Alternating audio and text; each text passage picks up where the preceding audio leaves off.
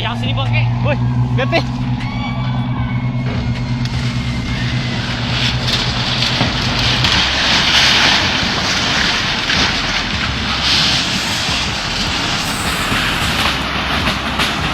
Detik-detik kapal tongkang batubara tabrak dua rumah warga hingga tenggelam di Barito Kuala.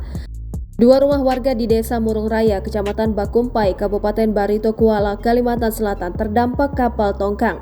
Rumah itu rusak berat dan tenggelam ditabrak haluan kapal tongkang Dewi Iriana 8 yang ditarik kapal tugboat Marina 21 yang menuju arah Sungai Batang Banyu Nagara. Dari informasi, peristiwa itu disaksikan warga desa Bahalayung yang merekam lewat kamera ponsel pada Minggu 11 Februari 2024 pukul 11.30 waktu Indonesia Tengah. Disebutkan jika tidak ada korban jiwa dalam musibah tersebut.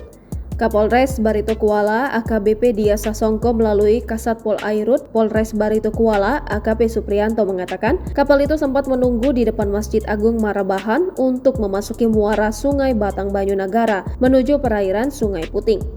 Diduga terjadi miskomunikasi antara kapal tugboat Marina 21 dengan kapal tugboat Brahma 3 yang menarik kapal tongkang bermuatan batubara sehingga tabrakan pun tak terhindarkan. Kapal tongkang Dewi Iriana 8 kemudian terseret arus Sungai Batang Banyu usai mengalami tabrakan dan meluncur ke arah dua rumah warga di Desa Murung Raya, Kecamatan Bakumpai, Kabupaten Barito Kuala. Kasusnya kini ditangani Ditpol Air Polda Kalsel, ujar AKP Suprianto dalam keterangan tertulisnya. Informasinya warga yang terdampak hanya meminta ganti rugi material kepada pihak pengelola kapal tongkang. Kerugian tersebut yakni dua rumah warga tenggelam, lalu dermaga tambat pribadi dan 3 unit perahu motor Chess yang ikut tenggelam.